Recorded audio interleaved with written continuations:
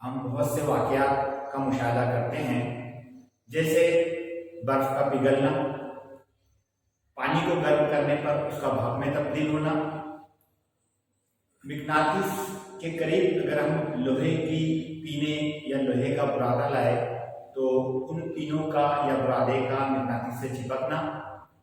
اسی طریقے سے اگر ہم اونچائی سے یا بلندی سے اگر کانچ کو چھوڑتے ہیں تو کانچ زمین سے یا فرش سے ٹکرانے کے بعد ٹوٹ جاتا ہے۔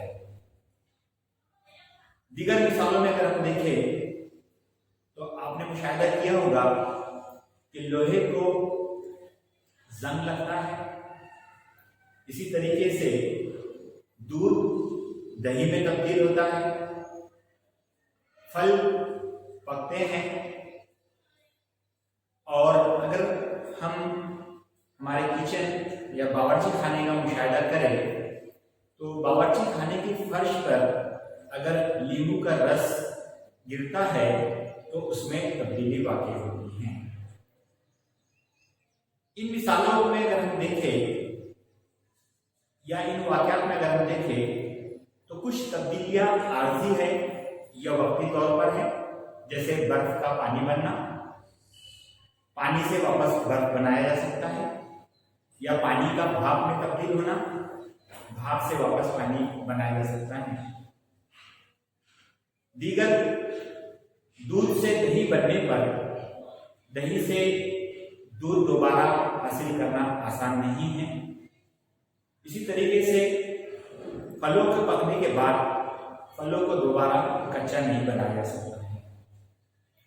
ان مثالوں میں اگر ہم دیکھیں تو کچھ تبدیلیاں مستقل ہیں جس میں مادے کی ساخت اور حالت تبدیل ہو جاتی ہے، اسے کیمیائی تبدیلی کہتے ہیں، اور جو تبدیلی عارضی ہے اسے طبعی تبدیلی کہتے ہیں۔ کیمیائی تبدیلی دراصل کیمیائی عمل یا کیمیائی تعامل ہے۔ کیمیائی تعامل یا کیمیائی عمل میں الیکٹران کا لین دین ہوتا ہے یا عناصر کے ملاپ سے مرکبات تبدیل بنتے ہیں، اسے ہم کیمیائی تعامل کہتے ہیں۔ پچھلی جماعت میں آپ نے عناصر کی علامتیں اور سالمی ضابطوں کے بارے میں معلومات حاصل کی ہیں۔ کسی بھی کیمیائی تعامل کو لکھنے کے لیے علامتوں کا اور ضابطوں کا علم ہونا ضروری ہے، اور کیمیائی عمل کو جب ہم علامتی صورت میں لکھتے ہیں تو ہم اسے کیمیائی مساوات کہتے ہیں۔